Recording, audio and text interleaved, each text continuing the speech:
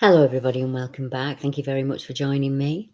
My name's Deborah Hatswell, and you're listening to BBR Investigations. Let's catch up on some new cases that have come into BBR over the last few months. Our first two cases were followed up by BBR investigators. They went out to the site of the event and spoke to the witnesses themselves.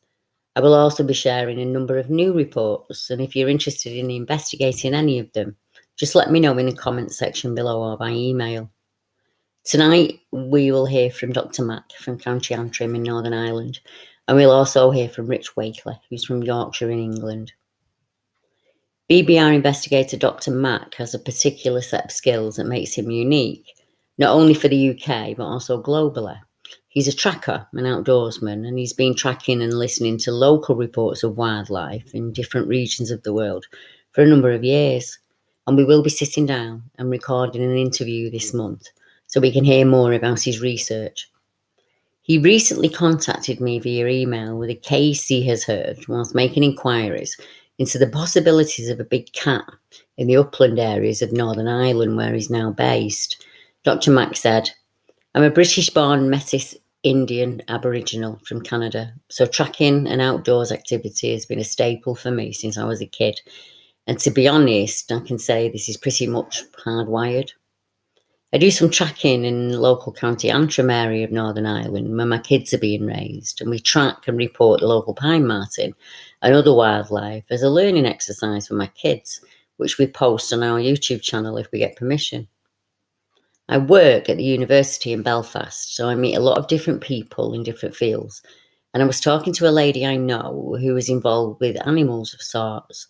I told her about my little spare time hobby of tracking and documenting a potential predator, likely a big cat, across the region that I live in. So she shared a story of her own, which she surprised me. This lady lives in County Down near the mountains of Mourne, close to the border with the Republic of Ireland, and she'd often drive home late at night without incident.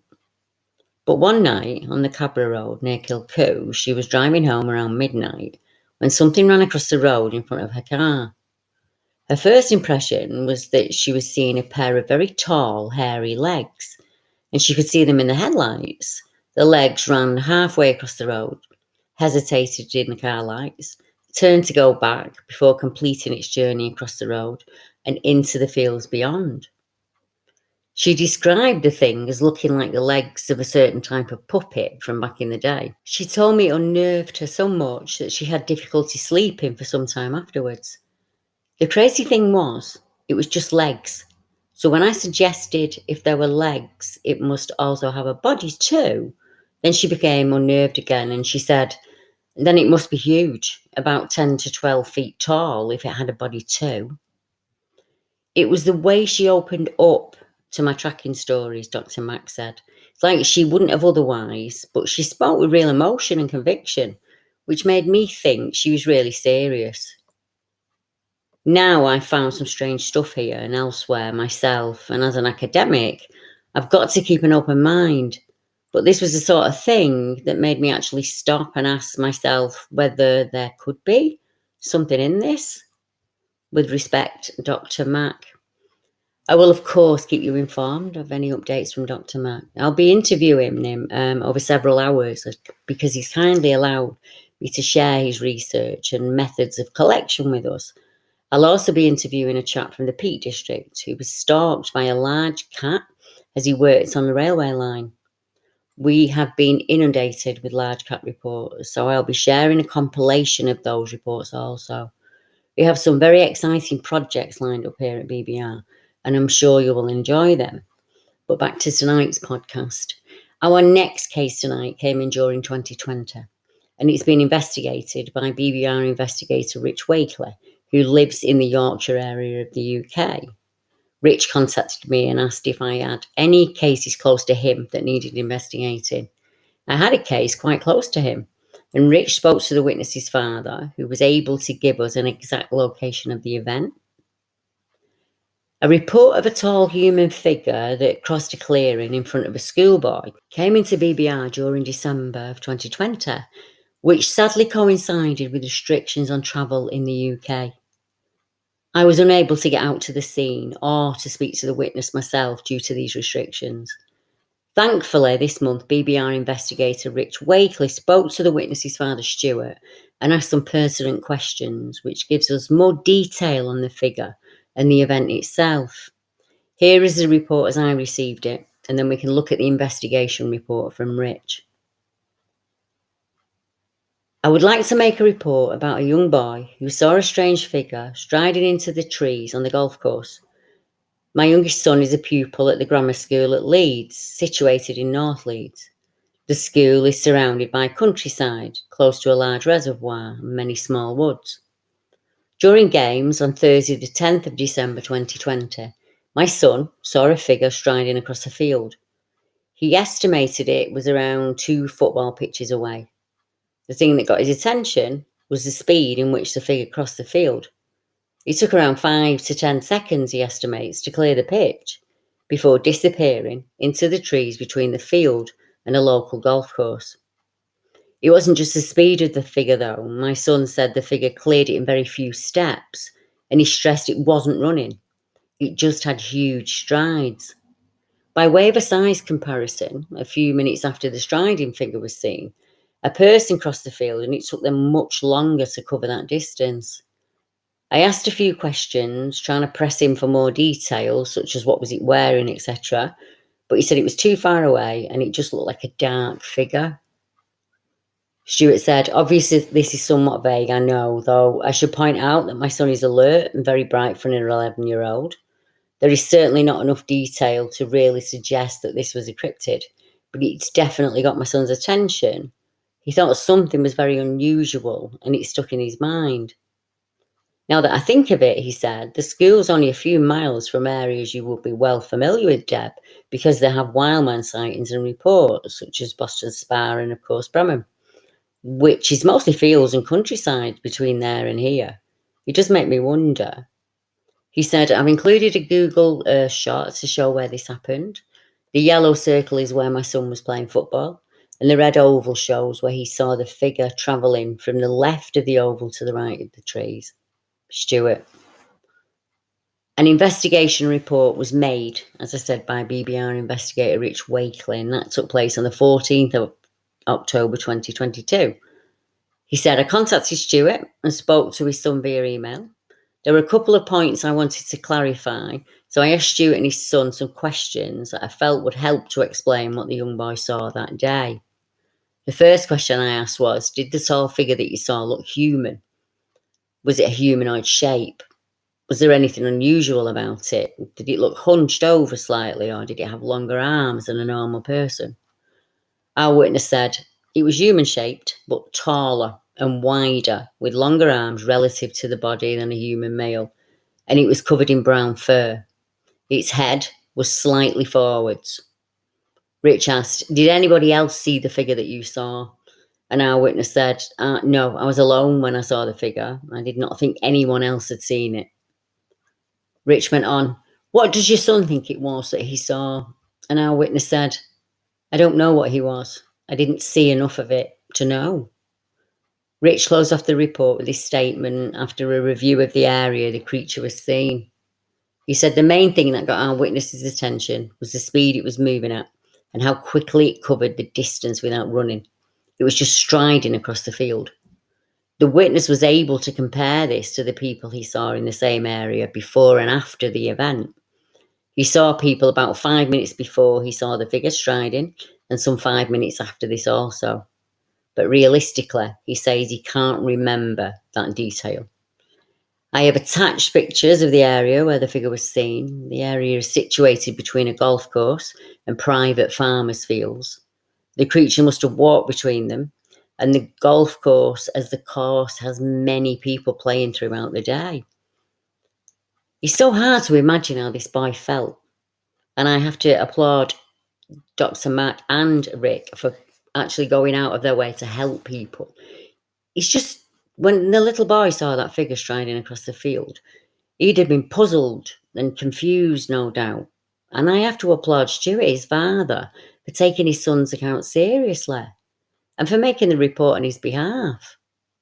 Being a child witness has a pressure that adult witnesses don't have to deal with. You are believed far less if you are a child.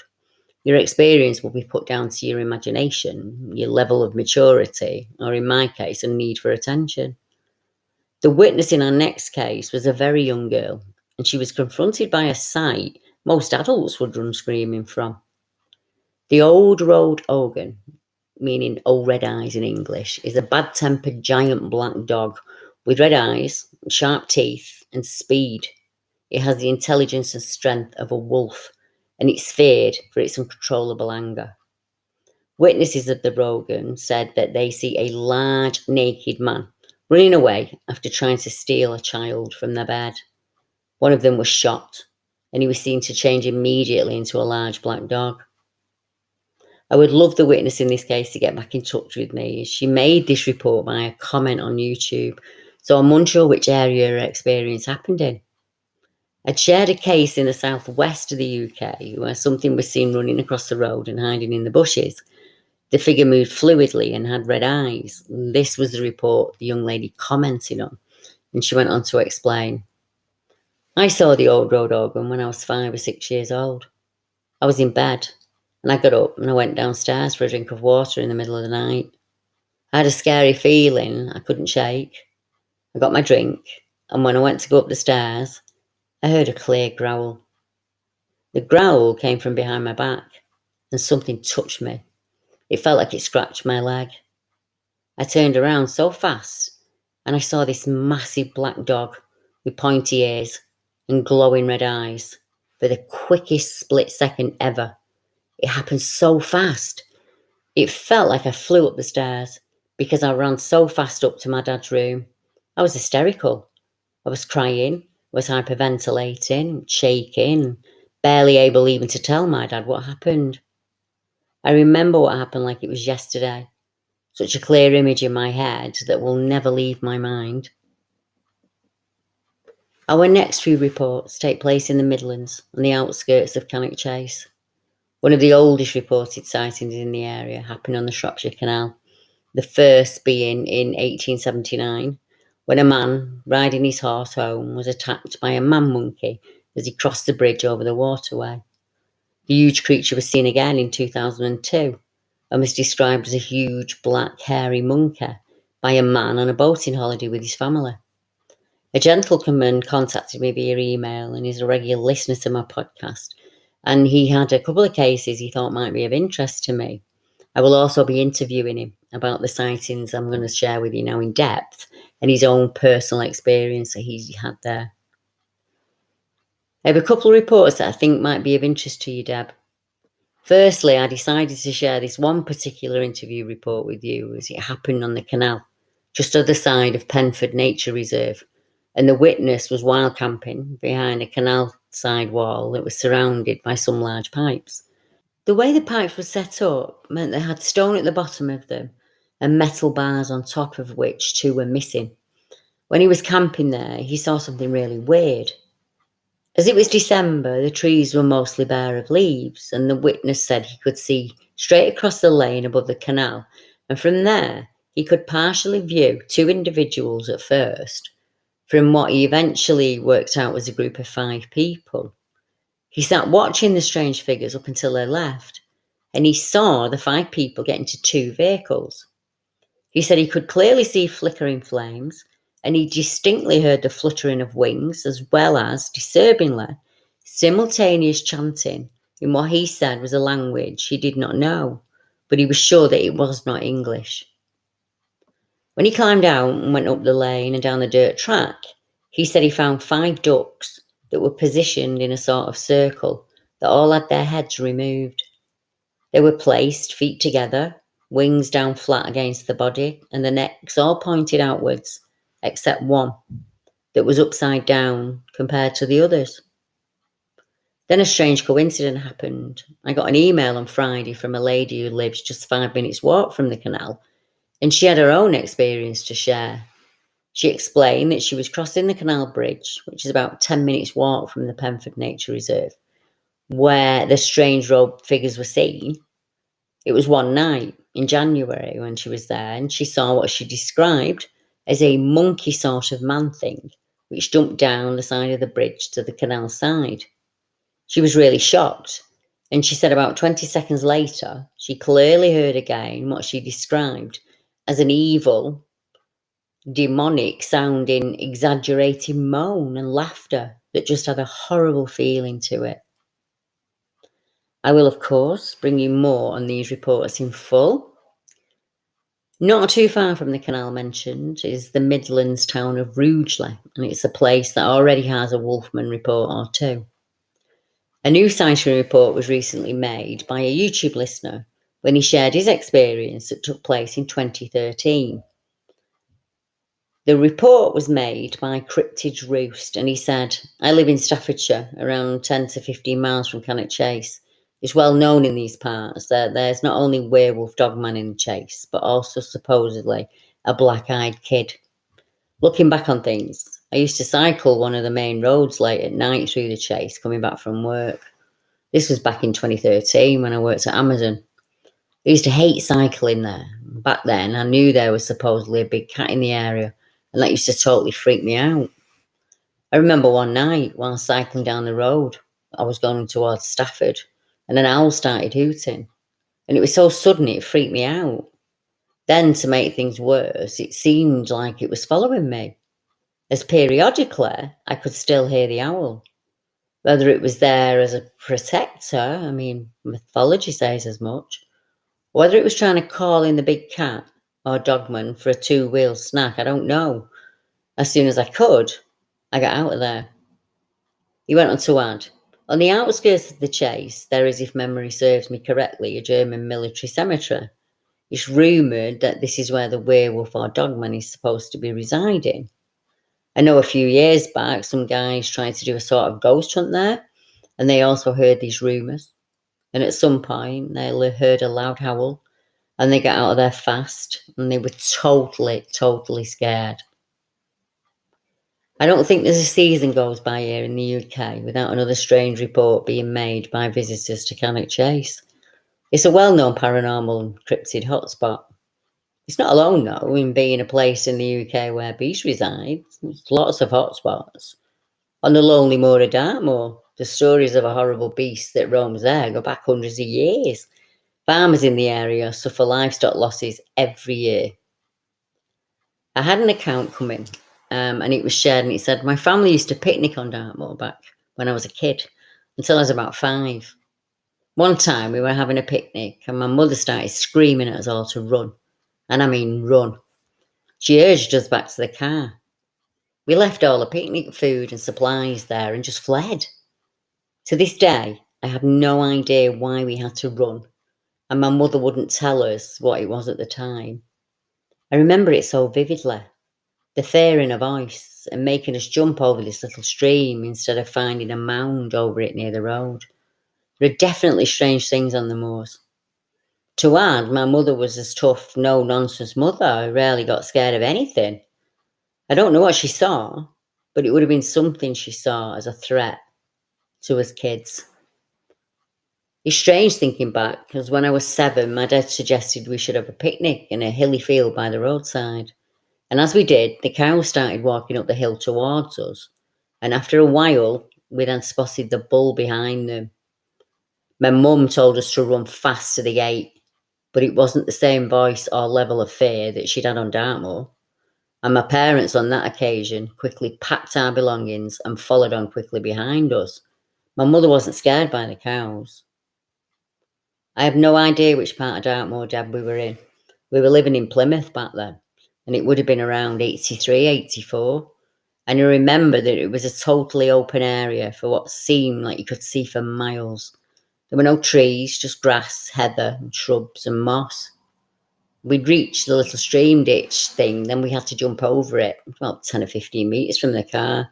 And there was this little mound over the stream about 50 metres further along, and we'd walk over to get where we'd sat initially.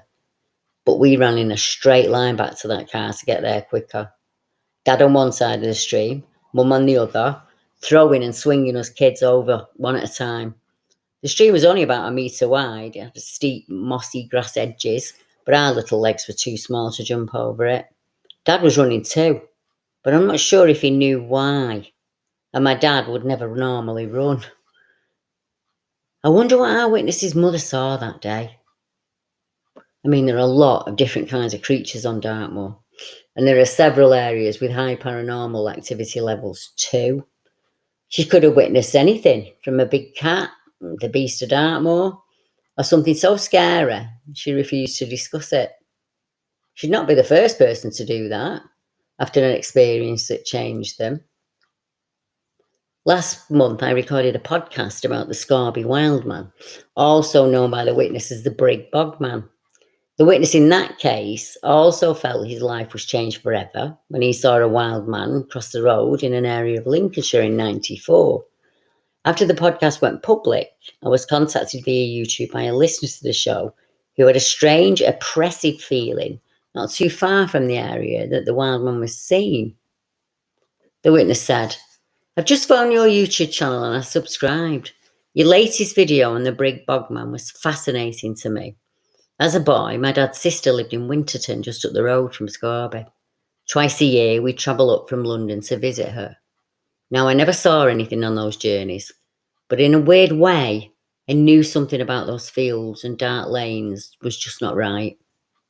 We visited regularly in the 70s. I was around 7 or 8, but I couldn't explain the fear and oppressiveness I felt in that area. I would feel it particularly at night when we'd go out to visit our relatives. I'd be so scared as a boy, I'd lie down in the back of our car so as not to look out of the window. All these years later, listening to these reports makes me understand that it was not me being daft. That feeling was real." I've spoken to several witnesses over the years who were children when their experience happened, and several of them were in the back seat of their parents' car when the event took place. I remember one chap in the Midlands who described what he said was the beast of stone. He was in the back seat and he could clearly see the figure as it watched the car drive by.